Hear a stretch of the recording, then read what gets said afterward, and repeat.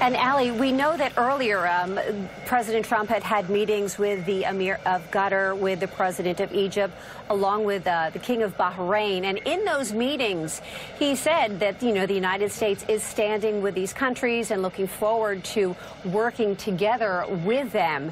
How much of this is a turnaround from the Obama administration now with the Trump administration in there, making this effort to really work closely with Saudi Arabia and the leaders?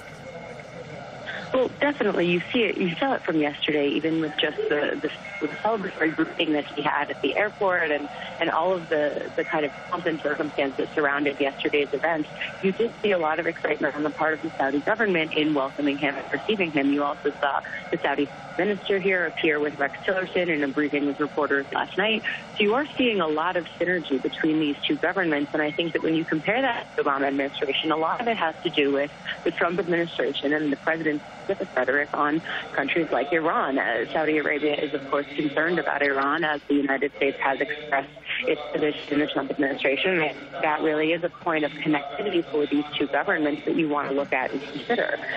Similarly, in his relationship with Egypt, he had a rather lighthearted moment in one of his bilaterals this morning when he was talking to Egyptian President al-Sisi. When Sisi, the president has a, quote, unique personality that's capable of doing the impossible. And, of course, the room laughed, and President Trump said, I agree. And also accepted an invitation from the Egyptian president to visit Egypt.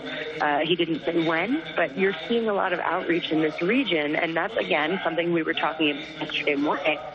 Trump is someone who really does value this idea of one-on-one relationships, this idea of trying to build personal partnerships that are steeped as much in mutual policy agreements as they are in personal relationships. We saw it with Shinzo Abe of Japan. We saw it with Chinese President Xi Jinping. We've seen it with past leaders, and I think we're seeing it now on this first foreign trip, really his attempt to solidify personal relationships in the name of legislative policy and international policy gains.